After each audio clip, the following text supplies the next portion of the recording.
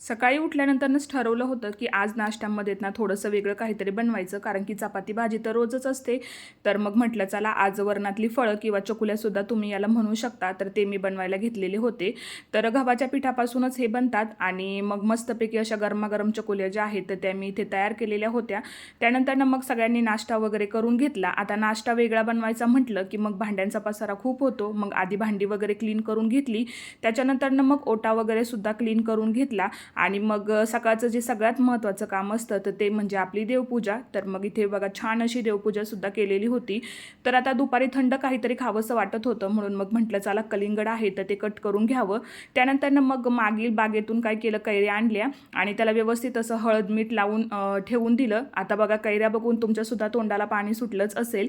आणि अशा कैऱ्या ज्या आहेत ना तर ते खायला खूप छान लागतात. त्याच्यानंतर दुपारी दळण करायला घेतलं. आवडला असेल मिनी ब्लॉग तर सबस्क्राईब करा.